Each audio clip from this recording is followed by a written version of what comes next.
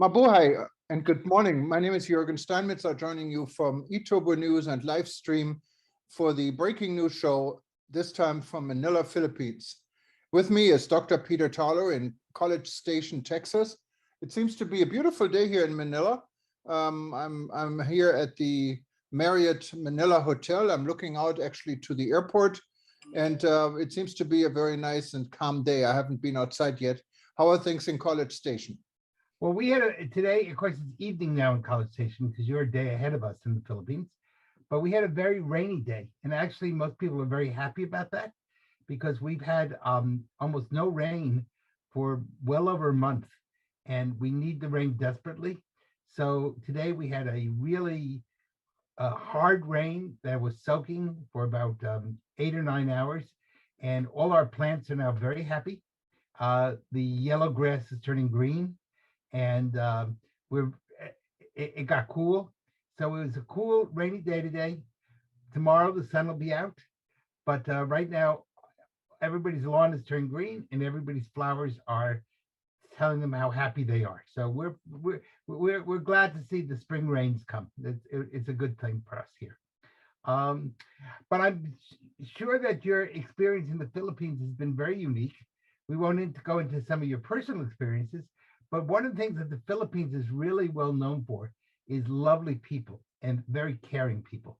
And so I was wondering if you could, is that true? And are they hospitable to tourists in the Philippines?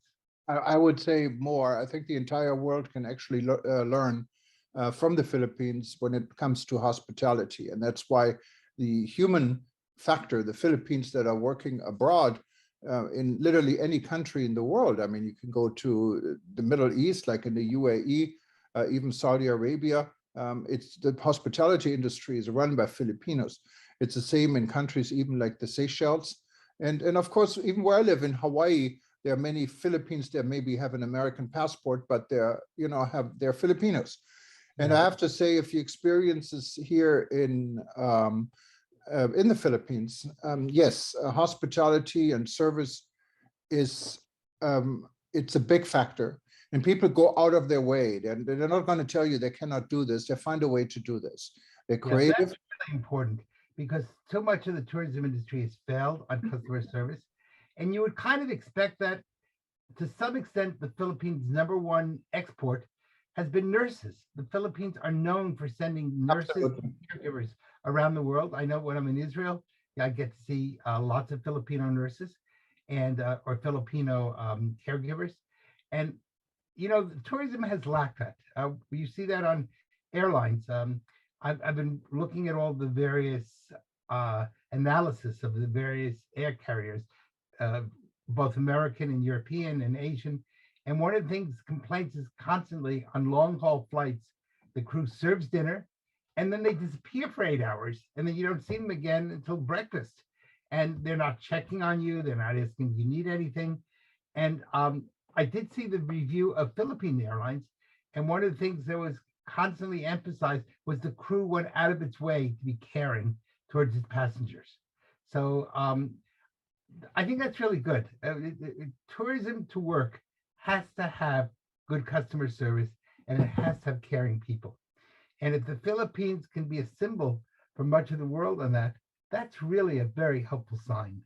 Yeah, and the Philippine can, but I think what the Philippines is lacking to sell this domestically in the tourism sector. I think they can do a lot better in actually positioning its tourism industry. What's an excellent industry. The infrastructure is there for the most part. And this, as you said, the services here. I think it's lacking, in my opinion, this is just for my taste. I think the food could be improved, for example. But if you're not into Philippine food, I mean, here in Manila, you have plenty of other choices, of course.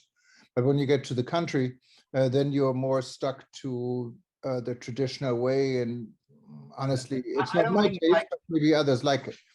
yeah, it may be that the Philippine food is too healthy for you. I think I think you kind of like a lot of spices and salt, and I think you've had a kind of a salt-free diet. I personally like that, so I probably will love Philippine food at some point. As long as I can avoid the pork issue, I'm in good to go. But I think that you know what? I'm a firm believer even if you have an infrastructure problem or a food problem, if you have smiles and you have good customer service, that will compensate for almost any other problem that you have. No, and that's People, absolutely true, Peter. people will forgive an infrastructure problem. They'll forgive a bad meal, but they will not forgive bad customer service. And that's really the essence, I think, of what makes not only the Philippines, but also other parts of Asia really go. The sense of caring. Japan is incredibly good at customer service. Some of the South Asian countries, such as Vietnam and Cambodia, are well known for customer service. And I think the Philippines is a real symbol of the humanity of tourism. And if we talk about tourism as a means to bringing people together, then the fine customer service, and it's not customer service, it's people caring about other people. And you have this, of course, and as you said, in many other parts in Asia, in Thailand, you know, the Thai smile is well worth it. Actually, I remember this flight I was on many years ago on Thai Airways from Bali to Bangkok, I think it was. And I've been on that flight on business almost every week, so they kind of know me. And when I asked, so what's the difference between you guys and Singapore Airlines? Because Singapore Airlines always had a superior experience. I said, well, I have to admit, you know, this came from one of the flight attendants. They are, you know, they may have better and even nicer airplanes than us, but we have the nicer smile. So you can see smile really sells, and yes, friendliness sells. Yes, a smile, a sense of caring really sells. And in this world where there's so many problems, you have violence across much of Latin America. Certainly, you know, we don't know what will be in Europe. The foreign minister of Russia again said we may very well enter into World War III, but certainly we have a terrible crime wave in the United States. When you have those types of issues, then what you're seeing is that when people care, that goes a long way. And so a smile can cover up many, many difficulties. Somebody asked me today, I run an organization, and they said, why do you guys do so well on fundraising? And I said, because I know how to smile. And the person thought I was joking, but I wasn't.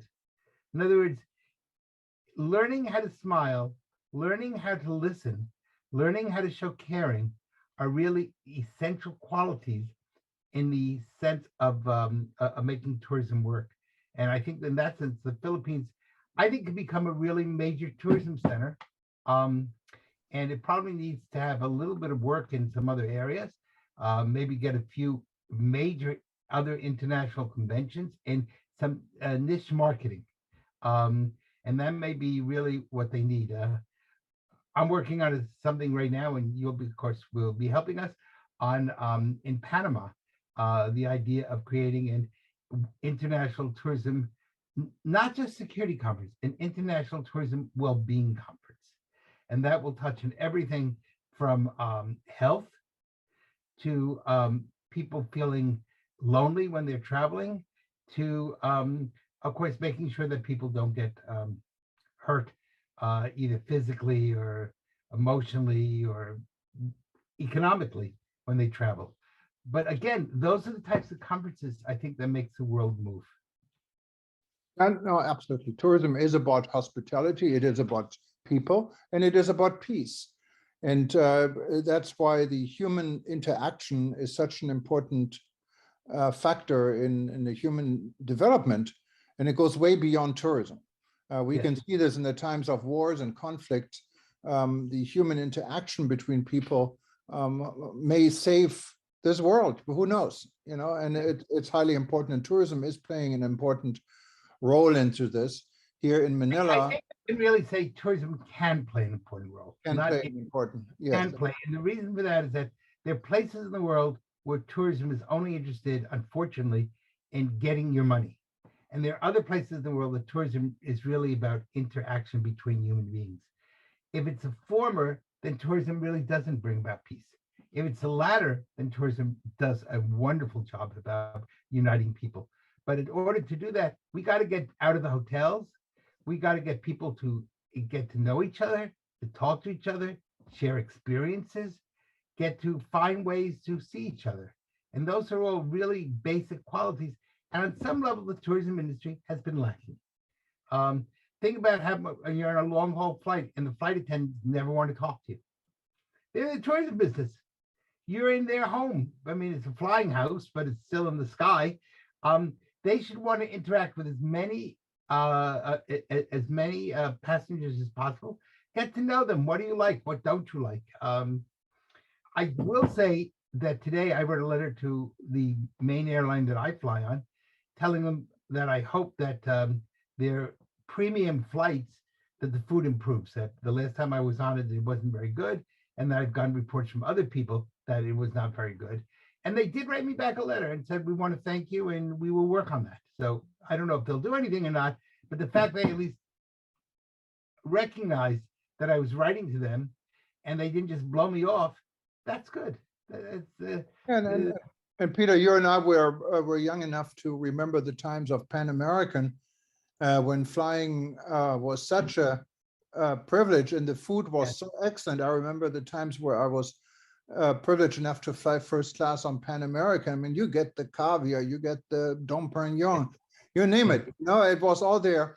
And compare this today on my flight and on my United Airlines flight in business class, or Polaris, they call it, from Honolulu to Guam on my way to the Philippines.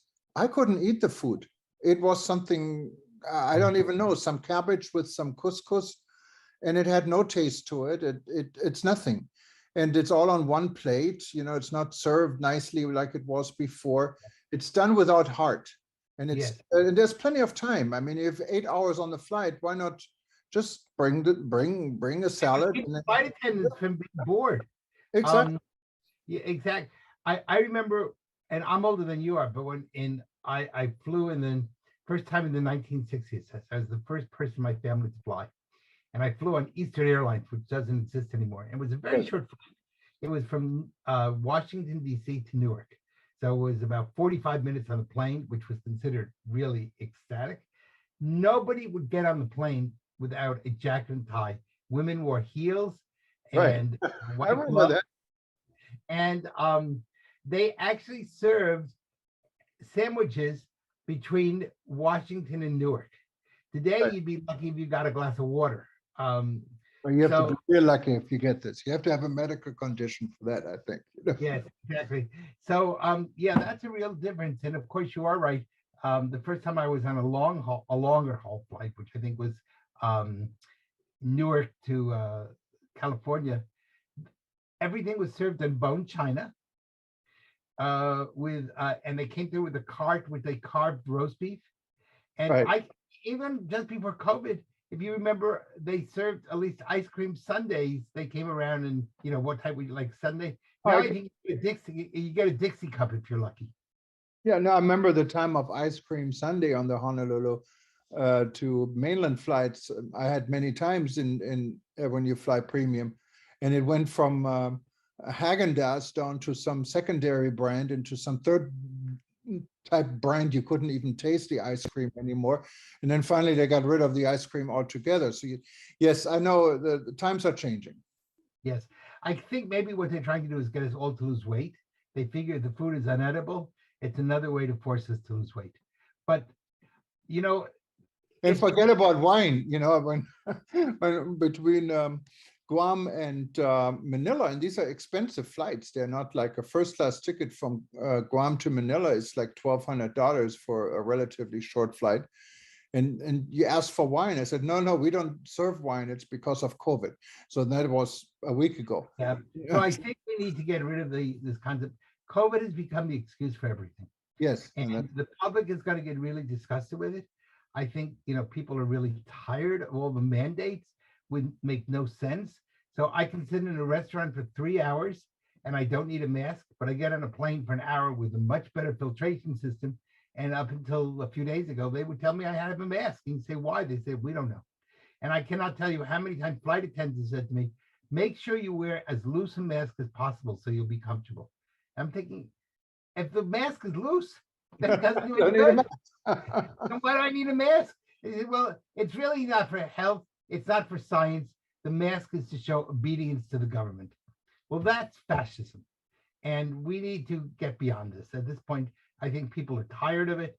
People are really ready to go beyond this. And the bottom line is each time a virus mutates, it's weaker. I think in the United States, I don't know around the world, but certainly in the United States, well over 90% of the population has either had vaccine or has had COVID or has some way has been exposed, so that the chances now of you get breakthrough cases with your vaccine. I just had my fourth shot, and I encourage people to be vaccinated, but it won't stop you from getting it. It'll just make it a lot more mild. Okay, but that's still, good. And if we can come up with therapeutics which should be easily available around the world, then COVID is no longer, it's a cold. That's what it is. It's a coronavirus, but we need to have therapeutics. That's really the key. And tourism needs to be pushing for this type of stuff. And it needs to, and the international tourism in the post-COVID needs a Let's Smile campaign where people are taught to smile around the world. Because if we can teach people to smile, we can bring this world back together. Now, Peter, I couldn't agree more with you. Maybe we should have a smile contest and a Yes. smile award, So- Maybe that would be something for the World Tourism Network. We have a Absolutely. Heroes Award. We don't have, maybe we ought to have a Smile Award, and people can send in their smiles and how they smile or something they've done nice to visitors in their country or nice for visitors in their country. And then maybe we should give out twice a year an International Smile Award. Absolutely. Great idea. Let's look into this. All right. Well, Well, listen, please smile while you're in the Philippines. Enjoy all your time there. And I understand you're by a great shopping center, so go do a little bit of shopping and help the Philippine economy. absolutely, Peter. Well, thank you very much, everyone, for watching us today on the Breaking News Show. We'll be back soon, day or tomorrow. And if you wanted to watch any of our other shows, just go to breakingnewsshow.com and you can find all our, excuse me, all our recent shows. Since Breaking News is fairly new, you don't find all of our archives, what goes back now for several years, but simply click on the YouTube link and you can go back as long as you want and see all our hundreds of events we had, and many also with Peter and myself. Well, Peter, you have a nice evening. Take care. And please remember, talk to you soon. it's daytime for you in the Philippines, so walk around and smile. All right. Bye-bye. Mabuhay. Thank you.